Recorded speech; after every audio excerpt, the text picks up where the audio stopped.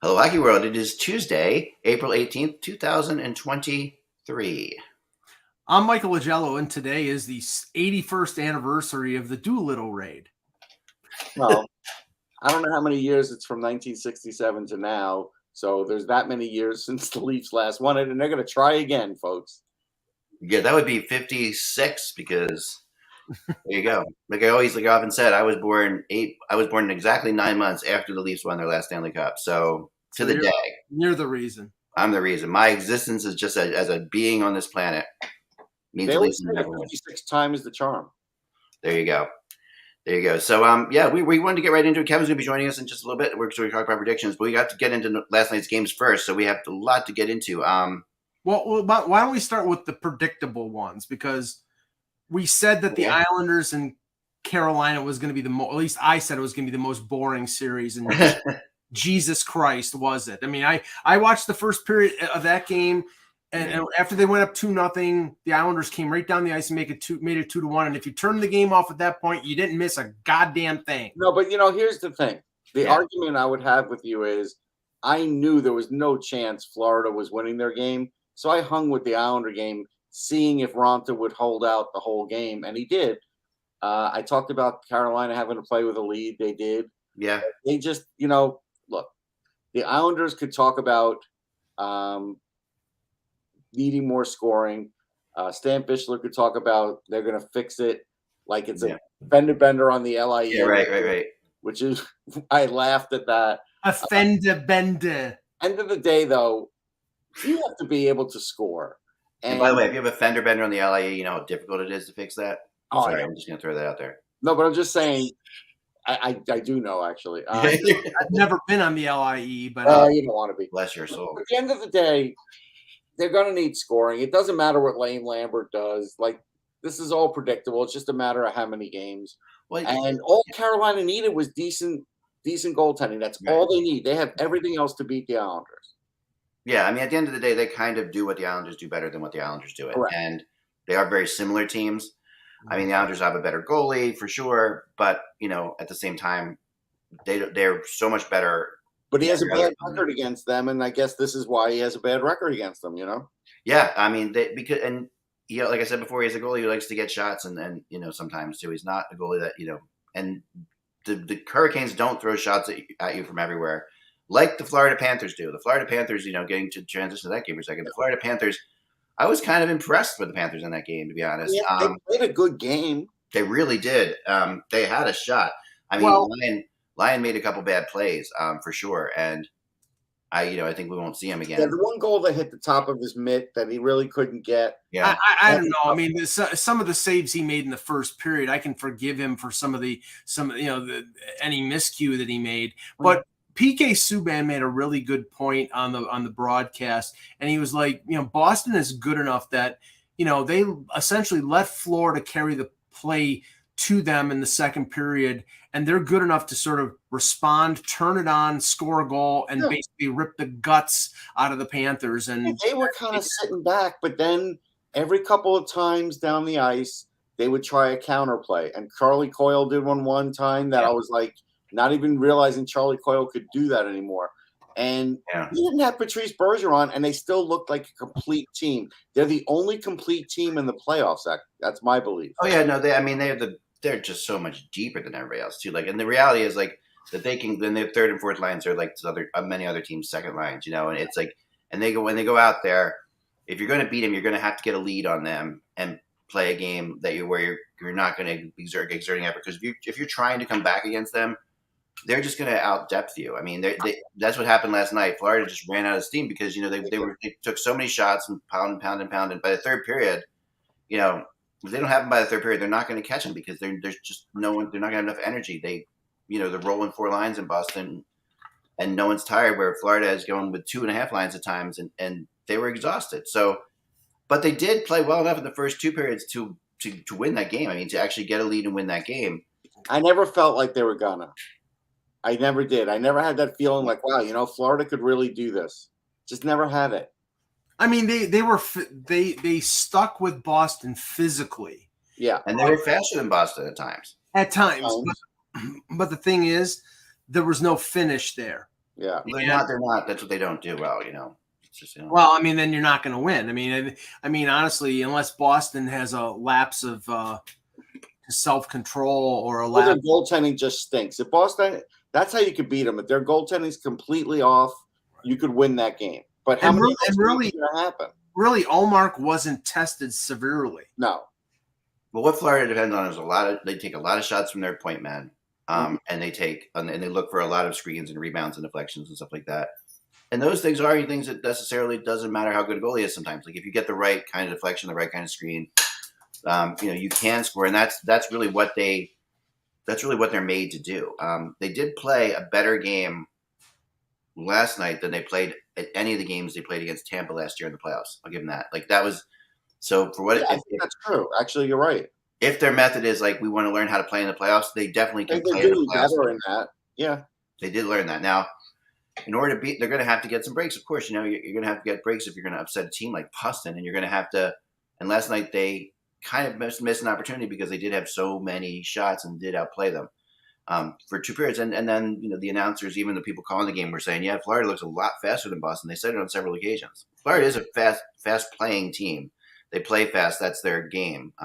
Boston is not that, but Boston is just so well rounded, and they every line can do something. So they're up for battle. But I think that we'll see Bobrovsky now, and yeah, I think it'll be interesting if that does change anything because we haven't yet. Was doing it like every team went with the guy that was supposed to back up, playing better down the stretch, but it didn't work out for everybody. That was the thing. It was mixed results. Well, it worked out for Minnesota for sure. But it worked out for Minnesota. Gustafsson was phenomenal in that game.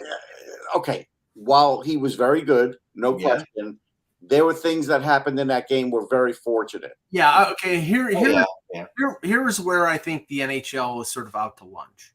Because anybody who watched that game and anybody who watched that hit on Dumba, that was a predatory hit. It definitely was. And from Dumba on Pavelski. Dumba on Pavelski, yes. Right. I mean, first of all, he went laterally on the red line as Pavelski is, I think, in the corner, and he hits him going up. Maybe the principal point of contact was his chest, but it ended up hitting him. But he left his feet, too. And he left his feet, and it ended up making some contact with his jaw and his head. And after the game, Peter DeBoer said he doesn't know whether Pavelski's going to be available for game 2. They ruled that a 2-minute 2-minute charging minor. You've got your head up your rectum if you think that was a 2-minute charge. You know what the problem is? I saw what was happening. As far as the rule goes, he didn't break the rule per se because he didn't hit the head first. He wasn't in the corner. He really didn't get to the corner. And so, like, the things that we normally like to say are happening and easy to point out didn't happen, right? Yeah. Now I'm kind of like, okay, NHL, if you're not going to suspend him here, you need to change the rule because you can't just, like, that was a Rock'em Sock'em Robots hit, except it wasn't a right cross. It was just, his shoulder. But the point is, you can't let players do that. And, I had, like, this guy on my timeline that's like, you got to have your head up. He didn't even see anything to have his head up. Like, it had nothing to do with not having your head up. And you know what? I'll tell you this right now. If I'm Peter DeBoer, I'm saying to my players, let's do the same thing. Yeah, they did. I mean, Suter took a really cheap shot at Kaprizov. Suter took a cheap shot at Kaprizov later in the game. Yeah. Suter's cross-check from behind, no penalty called at all, which was shocking. It really was because that was a really dirty hit right underneath the shoulder pads. Keep doing it until you knock somebody out because they knocked out one of your best players. You got to call penalties. I mean, the reffing in that game was pretty bad. I thought in general, overall. To be honest, the play of the game was from Brock Faber, the rookie. He dove fucking double overtime. Yeah. If you guys remember on the show, I told you that someone like Faber can transition easier than a Luke Hughes. And it's because of that. He plays a simpler game, a better defensive game, where Luke Hughes is more offensive and more of the puck-stealing, puck-possession kind of guy. It's harder for that kind of defenseman to come into a playoff atmosphere. For Faber, it's not because he's very simple and he makes good passes and he's fast. Yeah. That was really good. That was like an amazing play. Game-saving play. That would have been a goal. Like, it would have been. That didn't see the puck. That was the play of the night, I think. Like, as far as if I was to look back at every play that happened last night, I think hey, Kevin. Yay. I think that we were talking about the Faber diving block for Minnesota. And double That over. was the play of the night. Like it was just. I mean, and it's incredible. Like they're talking about this kid. I mean, what a weird world. This guy plays for the University of Minnesota and now is playing for the Minnesota Wild 2 weeks later. Well, he was a Kings draft pick, but they traded him for Fiala. So in that deal, he was so impressive in that game, though. I mean, Maple Grove, Minnesota kid doing it for the Minnesota Wild, played for Minnesota Golden Gophers. It's all Minnesota all the time. It's incredible. Yeah, and that is typical of the type of plays that wins in the postseason. Although I was interesting, what do you think what the record was last year for teams that won the first game, whether they won the series, and what do you think it is overall? Probably 2-6. It was 4-4. Okay. But overall, it's 68% if you win the first. Yeah, it usually tends to be very high. Yeah, you figure it would be high. Well, Kev, what did you think? Because I sort of was fairly emotional about the Dumba hit on Pavelski because I thought it was predatory, and I was dumbfounded that it was reduced from a 5 to a 2, and then we find out today that there's no supplementary discipline. I mean, to me, this is just you're giving carte blanche to Dallas to go out and say we're going to go head hunting at somebody. I didn't see it that way. I don't know. I thought it was fine. So I thought. I agree with you. I didn't see it as illegal either, Mike. I mean, but I never, it was a penalty. I think they need to change the rule because I do think you're going to see more hits like that because he got him before he was in the corner. He made sure he didn't hit his head first, but he also made sure he hit him right on the button where he was going to do maximum damage. Dumba is a guy that's always been super physical and always does that game-breaking hit. And so he did it to the letter of the law, so I think you have to change the law. I think Russ has the right thing. I think you want it because you think it's a hit that should be out of the game, but it's not out of the game. Right. I mean, it was a charge, clearly. Dumba's got a little Trouba in him, and basically. Yeah. But I think Russ, that was could not have been assessed any better. Like if we want that hit out, and I think we do, then we got to change the rules. But then Suter takes his shot at Kaprizov. Which I hate that. So and that to me was that was a Suter very calculated. Suter's thing was way more calculated. The play wasn't even Kaprizov didn't even have the puck, wasn't anywhere near it, and he takes him puts his stick right under his shoulder pads under his back. It's like that's where you have no padding. And Kaprizov's he's definitely playing at at 2/3%. You can tell he's not skating like he normally does. Oh yeah, he's not. The speed wasn't there that you. Yeah, his speed is just not there, and he's just a split second behind his normal game. He's making some nice passes. He's helping them with some of the clearings, but that's really all he's good for right now. But it's interesting on injuries. And this certainly wouldn't work because we get basically no information about injuries. But in the real world, we've now parsed statistics, so we have these advanced statistics about expected goals, and you can't talk to a coach now without getting that stat on expected goals based on the number of quality and all that. But really, we need injuries parsed in terms of how long they'll be out, and then how long before they're going to be back up to speed, because it really is two different things. It's 4 to 6 months for an ACL, but it's really a full calendar year before they're really playing. Basically, we want to know who's awaiting surgery, right? That's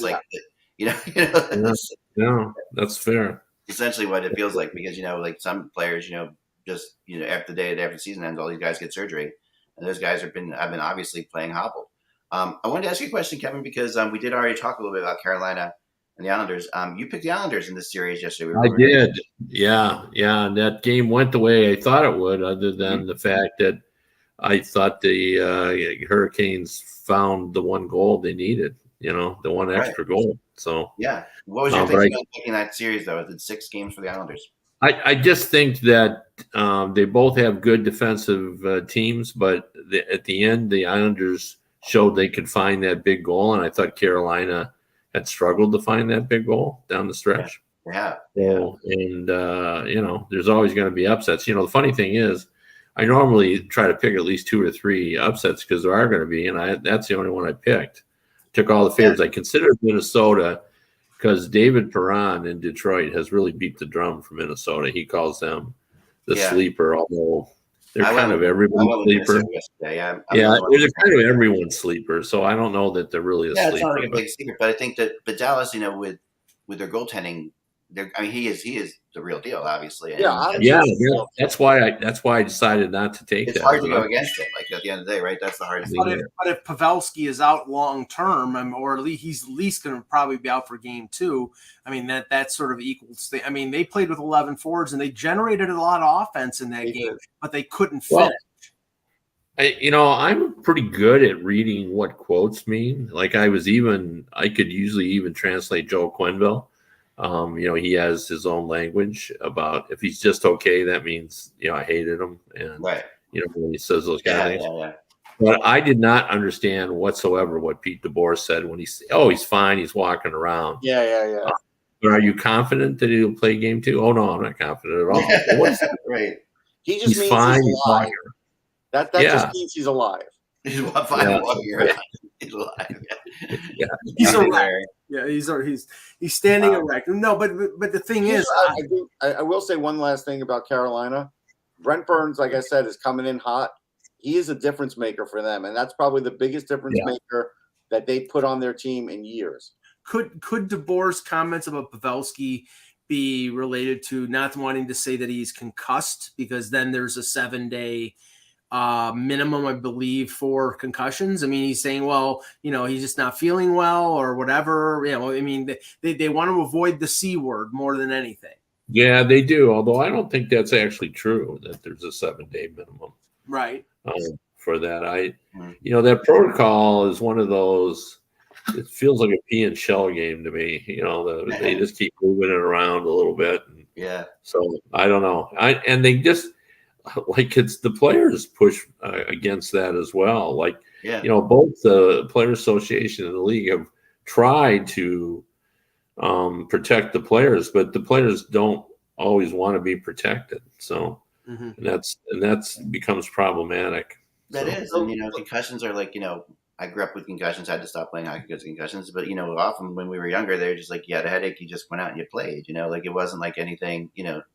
And then there's the attitude of people of hockey players. They play with all the other injuries, but they don't realize that your head is different. Like you have to keep remembering that your head is a different kind of thing. You can play with a bad knee or a bad arm, but you shouldn't be playing with a bad head injury. Like it's a totally different world, and I think it's hard to get that through with players, and I think it has to be mandated for that reason. It should be. I have a question to ask about gambling on right now on playoff hockey. So as an example, Lindy Ruff did not have morning skate.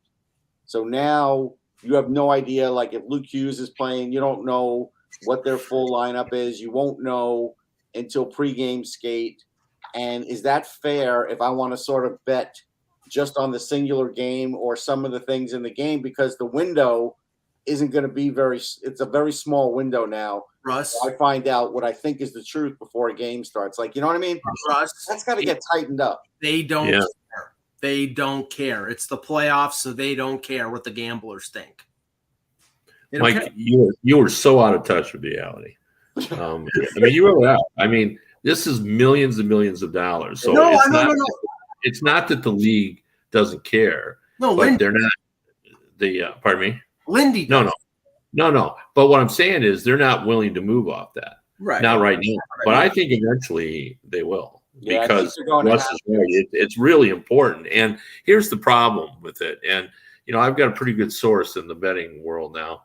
And what he tells me is that the betting companies, even though they are generating millions, it's a lot less than they thought it was going to be, because they've found that people that just want to bet, don't like to bet on hockey. They're bothered by the empty net goals, and they're bothered by the injuries. Now, the actual betting world doesn't care who's hurt, because they don't set odds based on injuries or any of that stuff. Right. But people who do bet care.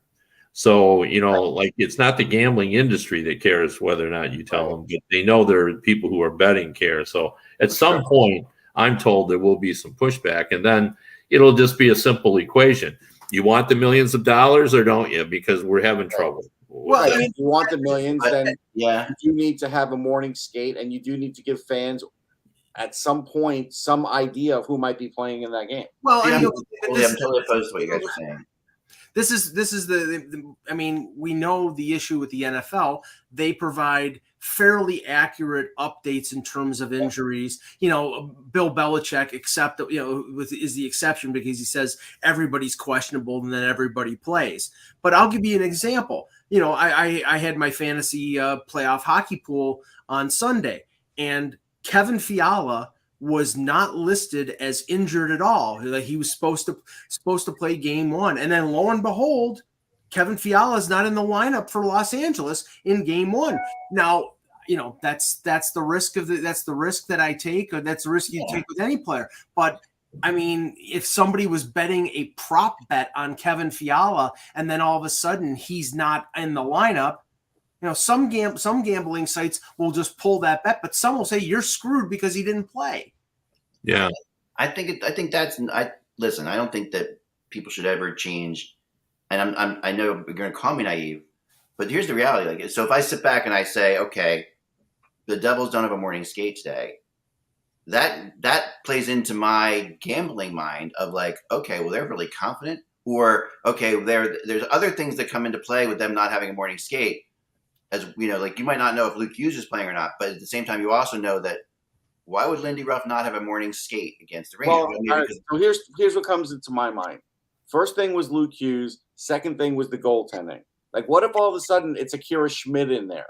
You know what I mean? That would change. But that's what's great about not knowing these things sometimes, because again, in the game, there's nothing great about that. If I'm gambling and all of a sudden they go on the ice and Schmidt's the first guy on the ice, I'm like, why did I just place this bet if I placed it 2 hours ago? I would know they didn't have a morning skate, so you're that your suspicion is risen. Is something wrong, or is something so overconfident, or have they learned that they don't have morning skates against the Rangers because they're right in their own town? What are these things What exactly? See, to me, that's more interesting than trying to force teams to do something just so that we all know exactly what's happening with everything.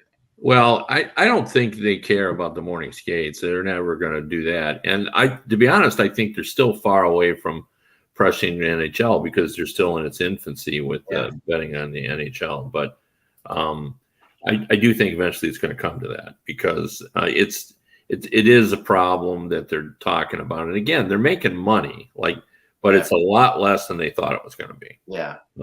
That's what I'm told. So, and friends of mine who bet hockey, and I do not bet hockey, despite the fact I should have with BuzzCon, I would be a millionaire now. But I didn't bet hockey. But but the friends of mine who do, they say their favorite thing to bet in hockey is the thing where you pick your a lineup for the night, a salary cap lineup type thing.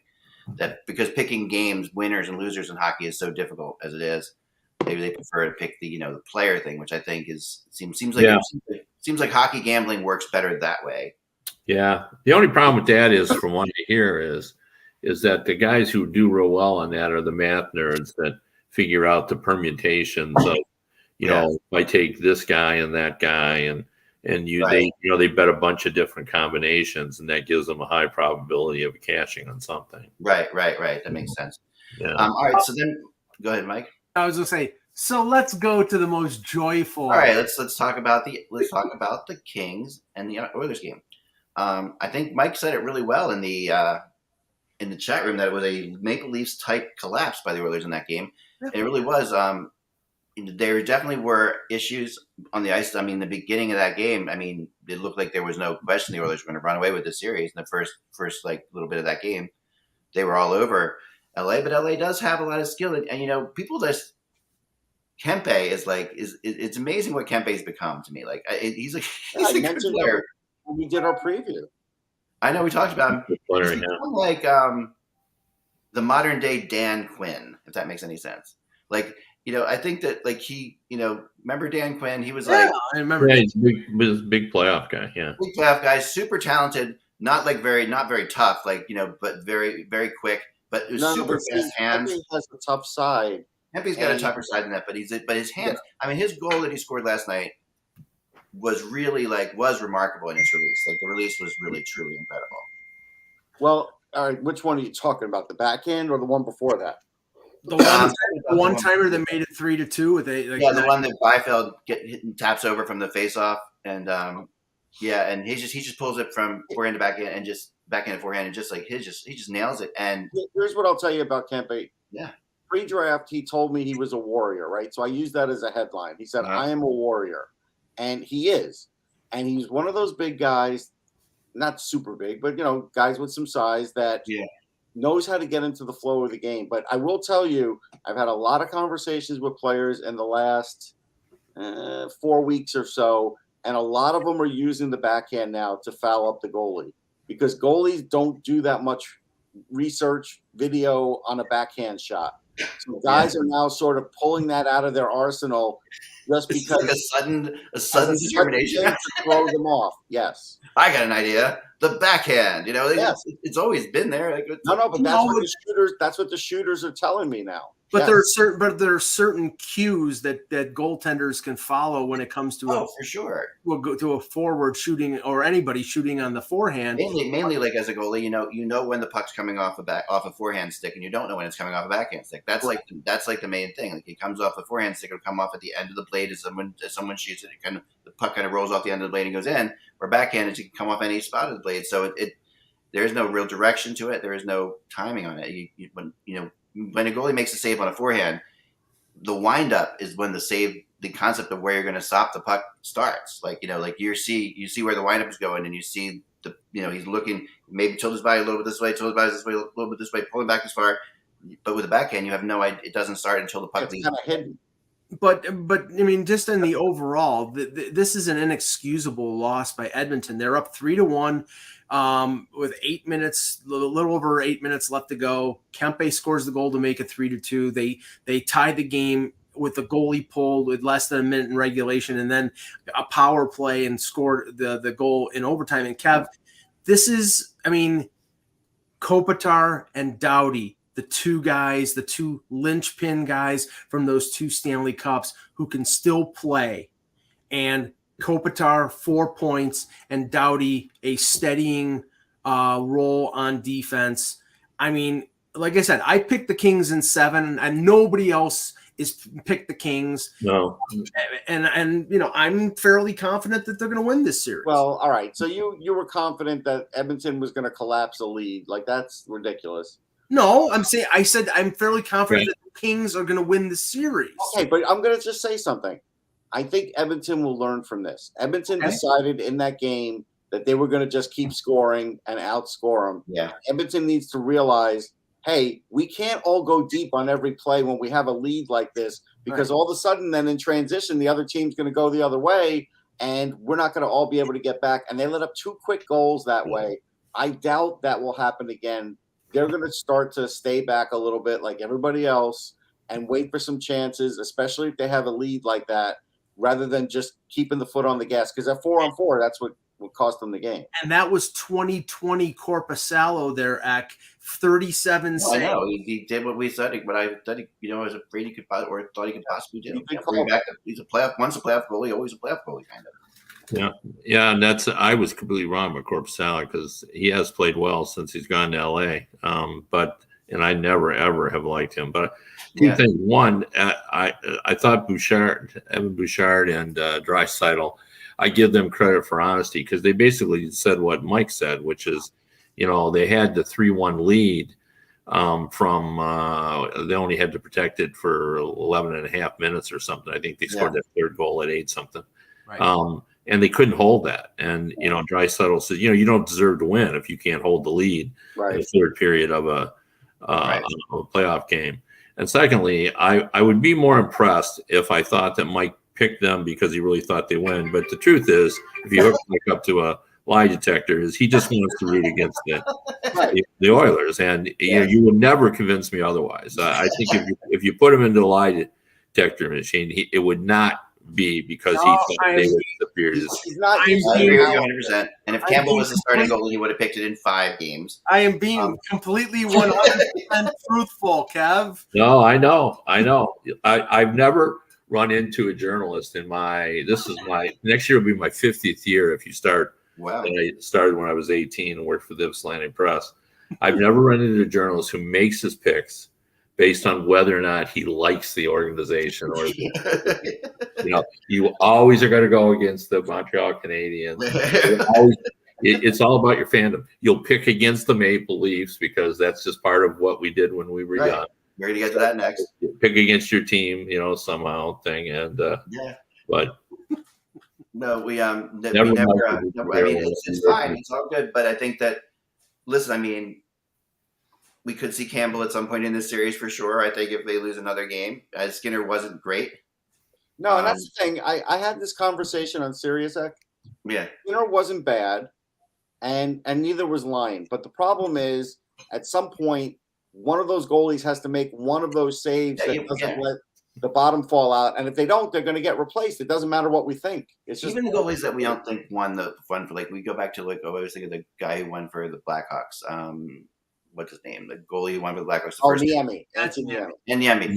Even though we say, he's not a spectacular. He won games for them in the playoffs. Like I mean, you have to win games for your team in the playoffs. But it helped. You'd help that you were playing against a team that was playing Michael Leighton in goal. No, but to get there, I mean, even Niemi won games in the playoffs, and it's like that Skinner's got, Skinner and Lyon, they didn't play well enough to win a playoff game last night. That's the bottom line. Now, whether or not they played well, they didn't play terribly, but to win a playoff game against another good team, you're not going to, you got to be awesome. You got to be really good. And the goalies who were really good last night won their games. I mean, Gustafsson, I thought was really good. He won the game.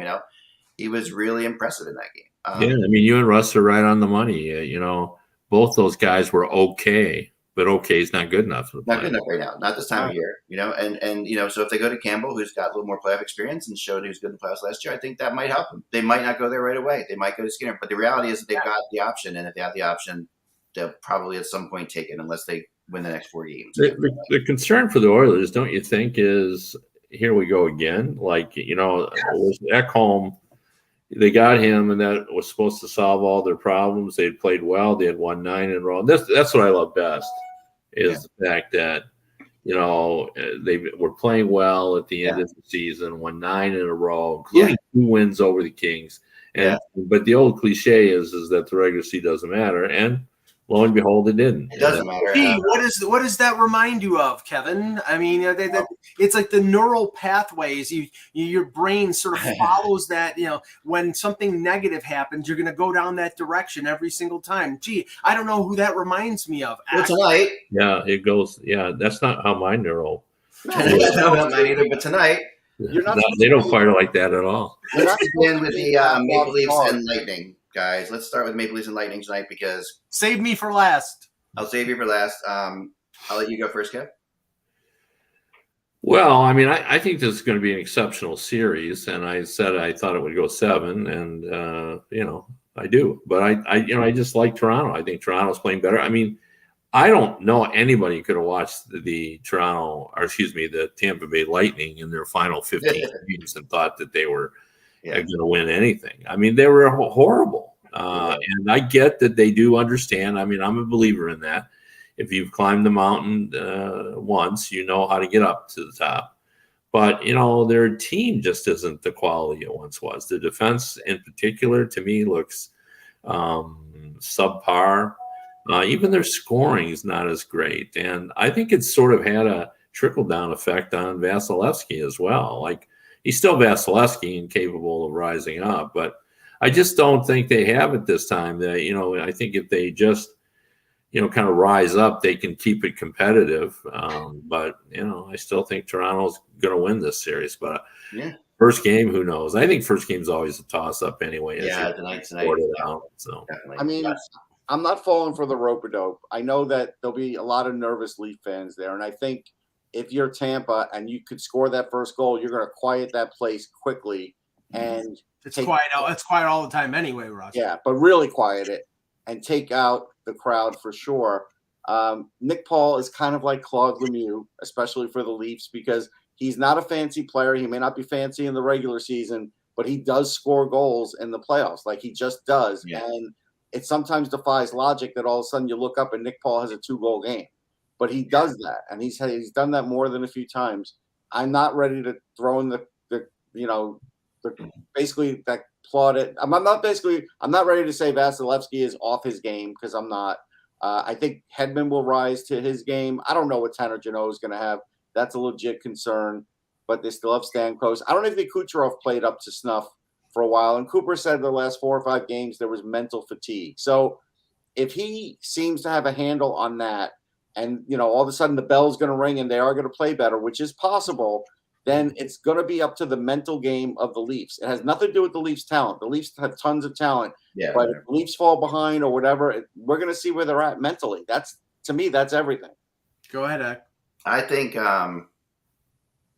Samsonov's a big factor in the series. I think he's good in these situations. Like last year, he was pretty good for Florida against Florida with the Capitals. If you remember, like he was really good, and they stretched that Panthers team that it was President Trophy winning team to 7 games. Samsonov was really good, and there were moments in that series when they were getting outshot like crazy, but he was still right there.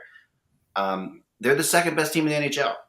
So the Leafs are the second best team in the NHL. There's no two ways about that. There's no debating that, honestly. It's like that's where they are, and there's no reason to think that I agree with everything Kevin said about Tampa. That's not to say that if Tampa doesn't win Game 1 and suddenly they have they do find the fountain of youth enough to win the series, but I don't think so. I think the Maple Leafs are going to make a statement. I think this is a 5-game series, and I think that this is a series. Wow. I think it's a 5-game series. I think that I watched Tampa play down the stretch. I watched Toronto play down the stretch. They've made all these moves. They've made some really good moves. They've made some really good trades. They are deep. They are not solely relying on their stars to win, but their stars are going to play well. I picked Tampa in 7. I didn't say it because I didn't know if we were. Yeah, no. To me, it's 5. I mean, they learned how to lose to Tampa last year. Everything's in the right place for Toronto. Like they're in the spot where they. Which we always talk about that. You learn to lose before you win. Learn to win. They lost to Toronto last year. Which it's going to end. It's going to end. This is where it's going to end. Well, I am convinced that there is some sort of communist conspiracy that the Buzztron has been infected by some sort of virus. Buzztron picked the Leafs to win the Stanley Cup. Yes. There you go. So that Buzztron picked the Islanders too. Yeah. No. I don't know what they did in that one, but this is the point.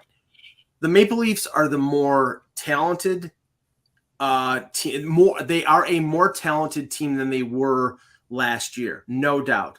Tampa Bay is not as talented as they were last year. They lost McDonough. They lost Palat.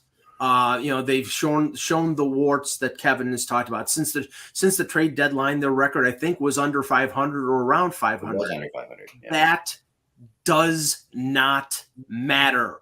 This team has Vasilevsky and Point and Stamkos and Kucherov and Hedman. They are killers. The Leafs are very capable of winning this series. But you know what? Show me. Go out and step on their neck and kill them. But all right, so you want them to show you that probably win the series. But what do you think what do you think is going to happen? Let me finish. All right. But I am not convinced that this core group, that last year, by the way, they won 5-0 in Game 1. They destroyed Tampa Bay in the first game of the series, and then Tampa Bay came back and won Game 2, and won Game 4, and won Game 6, and then a 2-1 game in Game 7. The Leafs were this close with Jack Campbell in goal, so you would think that all the improvements that they made would make them the better of the two teams. Talent-wise, I think they're just at the same level as Tampa, but whether they have the mental strength to be able to beat Tampa, that's where I'm saying, show me. Until they show me, I don't believe it. Tampa and 7. I just put a picture on your Twitter timeline. If you could download it and show it to the audience, it's pretty awesome. On mine? On your Twitter timeline, yeah. Okay. What is it, Russ? I'm not telling you. It's just awesome. So let's go to the next series while I'm doing this. I think, Mike, that you're not picking the winner of this series. You're not making an actual pick. No, I'm picking. You're challenging the Leafs. You're making a challenge. I'm picking the winner of the series because I'm picking the loser, and the opposite of the loser. Makes sense. What are you talking about? That works so well for Mike. He's not picking the winner; he's picking the loser. Yeah, that's just his position. He goes and he watches events to look for something to make him move. It's not a legitimate position. Yeah, well, I think it is for Mike. He's not satisfied with anything he watches until he finds something he hates. Okay. All right. Oh, yes. And by the way, I was standing right next to Ilya Samsonov when he said, and I quote, "We're the best team in the league." And I'm like, I looked at him and I said, "Do you understand the concept of bulletin board material?" Maybe it does. Maybe that doesn't matter. But when you're John Cooper and you need every little thing to motivate your team, maybe they don't need to be motivated because they've won 2 Stanley Cups and been to 3 Stanley Cup finals. But I would tend not to want to say that kind of stuff about a team that has that kind of championship pedigree. All right, Russ. Look at that. That's amazing. Wow. There you go. So, you gotta give him points for that. Yeah, that's pretty good. Is that the Tampa Bay Rays? Yes. Yes. Okay. Yeah. Great. Yeah. No, I actually just drove. How many World Series have they won, folks? Yeah. How many World Series have they won? Oh, that's right. 0. Thank you. Well, yeah, but you're not making a prediction. You're making a challenge. No. I'm making a prediction. So what is it? 7. The prediction is that Tampa's going to win 7 because until the Leafs win, he doesn't believe they can, which is not like right. That's not. Anyway, that's fine. I'm basing it on. Let's move on. My knowledge of that franchise. I think you're basing it on superstition, but that's my opinion. It's anyway, the Bellotron against the Buzztron. Yep. Right. My son again. My son always does that. Who's going to win based on the mascot? So for this one, he's like, lightning bolts are the natural enemy of trees. So there's no reason that he says Tampa's going to win as well. There's no question about that. Tampa's going to take out. Tampa will take him out. There's no doubt about that. Take a bill. All right, so let's go to the next game tonight. Then let's go to the other big 2. Well, there's 2 versus 3 battles tonight. But we'll go with the Rangers and Devils. Let me go first on this one. All right. There are many series where I think you take the team that has the better goaltender, and most of the time I think you'll be right. And then this is one. Now, I think the Rangers, they're more experienced. I think they're tougher. They may not be as fast as the Devils, but I think they're the better of the 2 teams. But the tipping point for me is Shesterkin over, if it's Vanacek or Blackwood or Schmid or whoever they play. I mean, yeah, it's probably Vanacek. But I'm just saying Shesterkin is a goaltender who can steal games and steal series. And he's been, he didn't have a Shesterkin-like year this year, Russ. His save percentage was in like the 910s, like 915, 914. Yeah.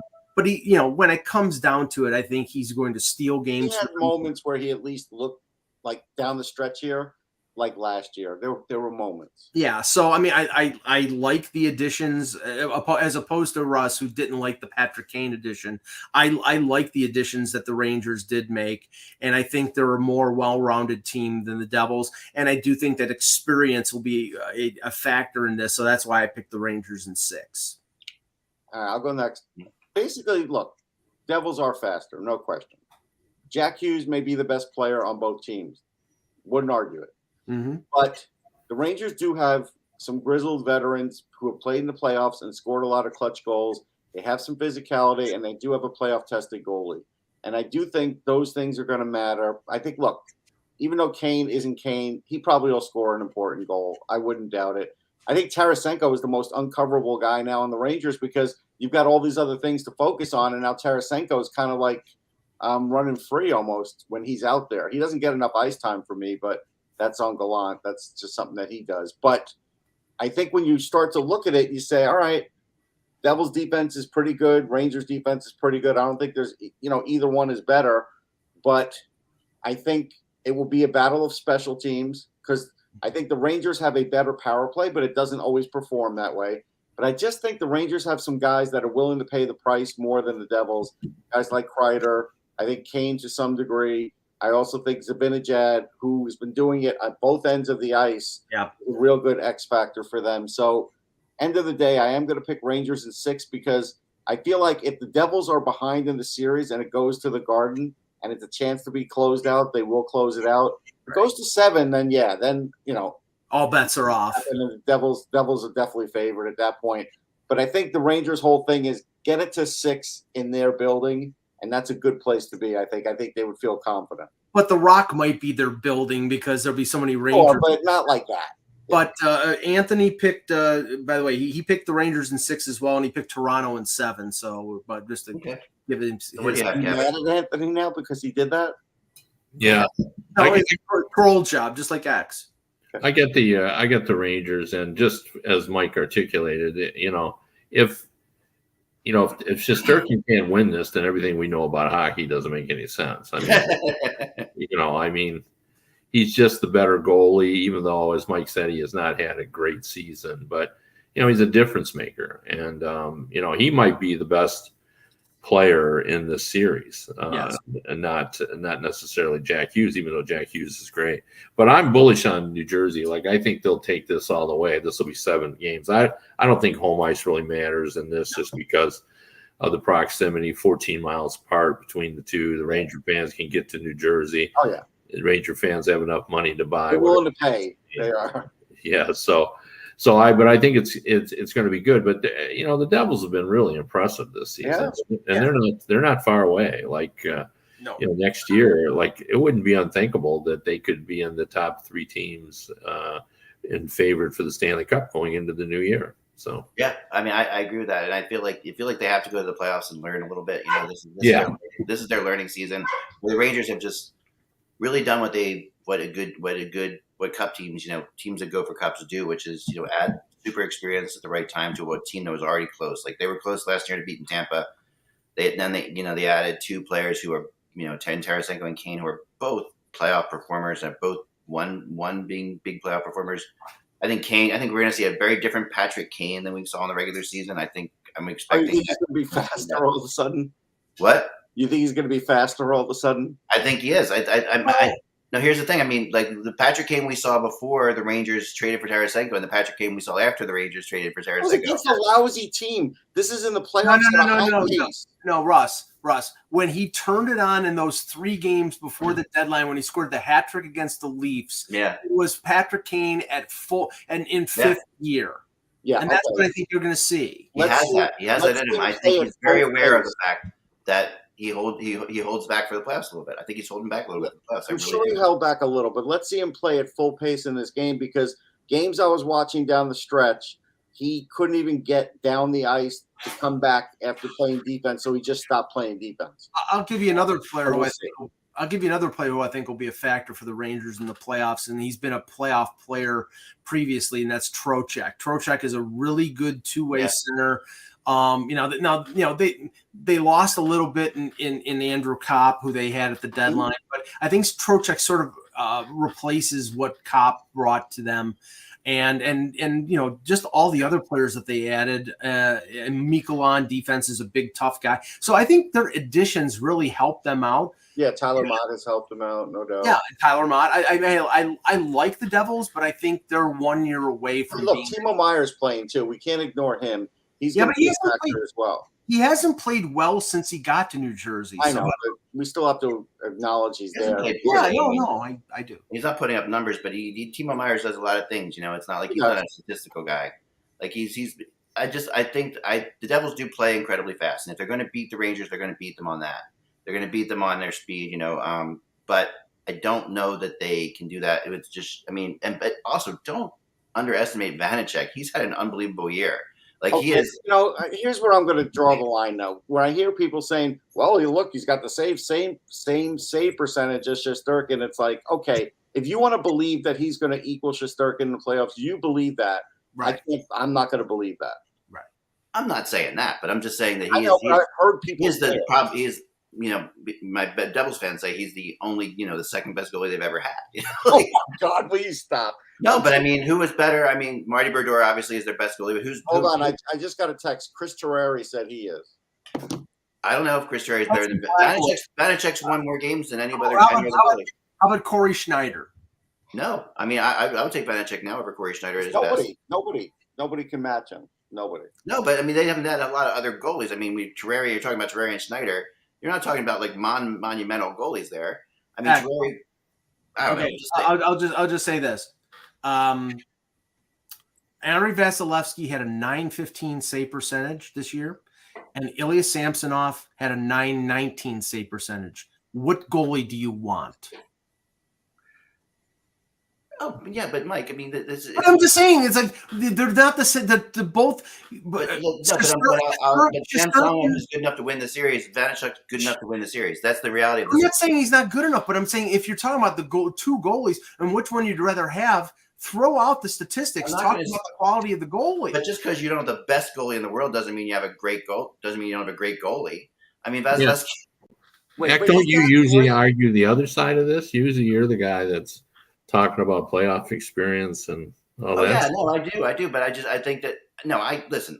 So Vanacek's better than Sorokin too. Then by that, Matt. By that, No, I'm not saying that. Well, what I'm saying here is that people are like Mike's like whoever's in goal for them. That's not a question who's in goal for them.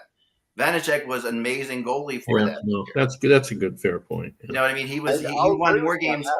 He's the only goalie that's ever won more games in a season than Vanacek in New Jersey was Brodeur. He has the second most wins ever as a New Jersey Devil goalie this year. It's a big deal. I mean, it's not like we talk about Hughes topping Elias's points. This is big. These are historical franchise things here. All right. Anyway, let's go to Colorado and Seattle for a second. I think this is the one that if there's a crazy upset, this is where it is. Well, Anthony is along the lines of that one, Eck, because he picked the Kraken in 6, and I was just like, what? Because I picked Colorado in 5. I give Seattle a lot of credit to get as far as they have. Right. But they had 100 points, Kev, with goaltending under 900 save percentage. So unbelievable. Yeah, so I mean, I give them a lot of credit, and Dave Hackstall a lot of credit for getting as far as they did. But I think there's going to be a sense of we are happy that we got this far, and now reality is going to smack them in the face.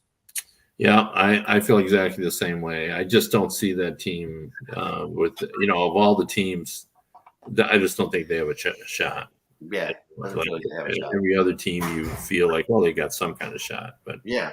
I mean, I looked at it differently than you guys. I based it on who had the better hair, Jared Bednar or Dave Hackstall, and it's really close because they're both properly groomed, never out of place. Seriously, I looked at Colorado and I'm like, Seattle can play and try and slow down and try and suffocate, which is what Dave Hackstall will always try and do. Right. The offense of Colorado, but if Makar is in there and McKinnon's in there and Rantanen, who's probably having the best year of his career, they're not holding him back. I've got Colorado in 5 because Seattle was able to do a nice job during the regular season, but they don't really have enough scoring to offset it. Like Jared McCann is terrific, and I've always liked him, but he's had a career year, and Matty Beniers is a nice player. But they're going to need 4 guys to count on, and I don't think they have that offensively. Yeah. I mean, and Georgiev's better than Kemper, too. And they're going to need Makar to be out probably, because he's been struggling with injury. They'll need a couple other things just to really be in the series. And the Seattle team is there because of what they were in the beginning of the season, not because of what they've been lately. They really did kind of hang on to get this playoff spot because they were really good in the beginning of the year, and now they're in a wild card spot. Everybody was like, oh, they could win the division at one point. They were completely. It's very much they did kind of fall back. So then to finish off, because now we got to go pretty soon. Going to go fast with Russ. You can start this one with Winnipeg and the Vegas Golden Knights. Yeah, with this one, I think right now, Vegas is starting Brossoit, but I think that could change quickly. Even if they win, I think it could eventually change. Yeah, me too. I think they're still waiting on Thompson, whether he gets there or not, and I think they have Quick just in case. Right. So looking at that, I also think Vegas has the better defense. I look at Winnipeg, and I know Kyle Connor's dangerous. I don't know if Scheifele's as dangerous as his 40 goals let on. A lot of times I'm watching him and he doesn't seem the same. Their offense seems out of sync sometimes. Even a guy like Ehlers, who's finally healthy, or it seems like he is, isn't really playing at the level I thought he would. Hellebuck's everything to them, no question. And you could say they have better goaltending than Vegas, and I'll give it to you. But I just think Vegas has better defense. I think guys like Alec Martinez, who get strange goals and good goals in the playoffs, I think he can do that again. And I'm going to pick Vegas in 7 because I think if this is a long series, I think the Jets will run out of gas. Okay, I had Vegas in 6 along the lines of what Russ said. I think Hellebuck will steal a game or two, but in the end, I think Vegas's defense is better, and guys like Ehlers have struggled with injury. There's not a lot of depth in terms of forwards with Winnipeg. And Josh Morrissey's dangerous. Like we have to say, Josh Morrissey's he got on this year. Yeah, he's definitely going to be in the running for the Norris, but I just think Vegas, and this is Jack Eichel's first playoff crack, and I think he's going to be psyched up to show a lot of people that he belongs, that this is where he belongs, and then that was his motivation from getting traded from Buffalo. But I just think that that Vegas is the better team. Anthony picked Vegas in 4, which I was just wow. Yeah, I was shocked at that. Yeah. By the way, who is the first one that's going to play the horn? Is it going to be Wayne Newton? Is he up to the task? How old is Wayne Newton? Is he 80 something? Like 82 or something. I think he's 80. He's younger than you think, or he's lying about his age. It's one or the other. Well, you can't tell with his plastic surgery. Yeah, he's 81. I swear he should be older, but whatever. Yeah, I've got Vegas in 5. I do think Hellebuck will steal at least one game. And possibly he could get 2 as well because he is the best goalie. Russ is really on his game today. I thought his analysis of this series was terrific, all levels of it, because I think Vegas's defense is also better. And Winnipeg, my favorite line is that Scheifele's not as dangerous as his 40 goals would reflect. I think you're right on that. I don't know. It's weird. Yeah, it is, but it's a take that I can support. I hadn't thought about that, but he doesn't seem as dangerous as you would expect for a 40 goal scorer. Used to be more intimidating, I thought. Yeah. So I just don't see that they have it.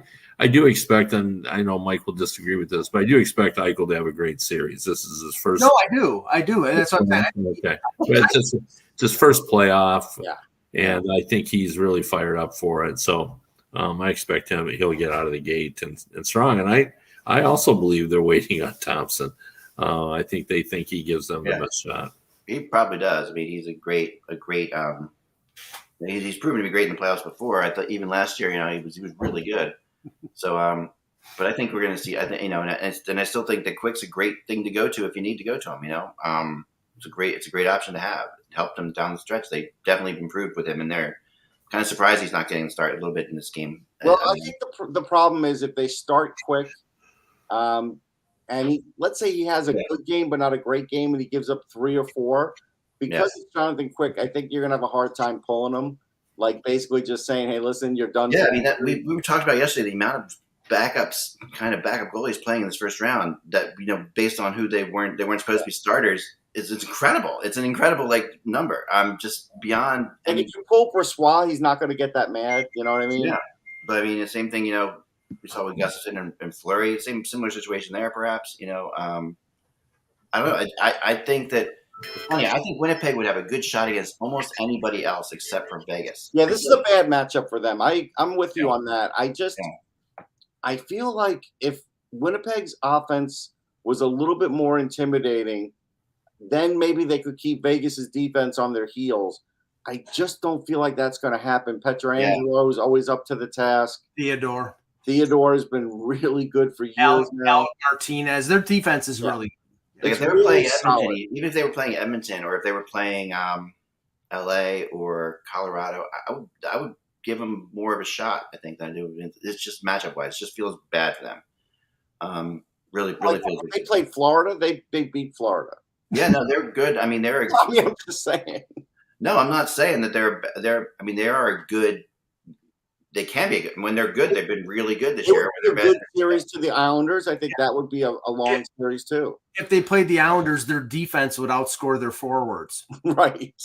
Yeah, but I think Winnipeg in this one, I think this is all the way as well for Vegas. I think we're going to see the Vegas Edmonton next round. But who do you think it's Wayne Newton on the horn or somebody else for the first? Who does he? I'm not unusual to be loved by anyone. Tom Jones. You think it's Tom Jones? I would go with Tom Jones. No.